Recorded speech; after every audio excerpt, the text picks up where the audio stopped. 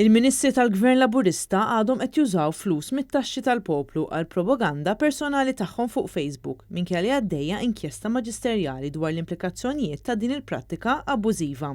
It-tnejn segretarju parlamentari Rozjan Kutajjar ippubblikat filmat direttament fuq il-paġna personali tagħha ta' Facebook biksur ċar ta' regoli stipulati mill-Kummissarju tal-Standards. Kif spjega s-sit Lavin Malta li ilu mill-bidu jsegwi din il-kontroversja, il-video ta' Kutajjar jispiċċa bil-logo uffiċjali tas-segretarjat li jfisser l-inizjattiva tħallset minn fondi pubbliċi.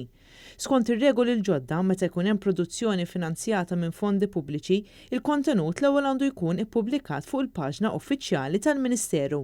Madankollu diversi ministri qed ikomplu jiksru dawn ir-regoli. B'ħafna minnhom jippubblikaw dan il-kontenut direttament fuq il-paġni personali tagħhom stess fuq Facebook u pjattaformi oħra. Fil-biċċa l-kbira tal-każijiet, il-membri tal-Kabinett Sir Robert Abela qed jippubblikaw il-propaganda fl-istess mument eżatt x'in il-kontenut ikun imxerred fuq il-paġni uffiċjali li ma prassi wkoll tmur kontra ir-regoli. Imma fil-każ ta' Rozjan Kutajjar din marret pass oltre. Hija xerdet il-filmat direttament fuq il-paġna personali tagħha. Kien biss madwar 40 minuta wara li dan il-video ittella fuq il-paġna uffiċjali tal-Ministeru wara li s-sit Lavin Malta kiteb lil Kutajjar li kienet kisret il-liġi.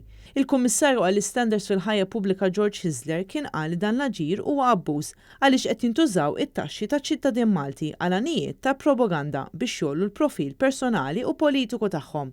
Fil-fatt, ir-rapport tal-Kummissarju għall-Standards fil-ħajja pubblika kixef kif 4 ministri Silvio Xkembri, Aaron Farrugia, Ian Borg u Edward Xikluna għamlu użu ħażin mill-fondi pubbliċi. Tant li wara li ħarġ l-istess rapport, il-Kabinett kollu inkluż il-Prim Ministru Robert Abela tpoġġa taħt investigazzjoni.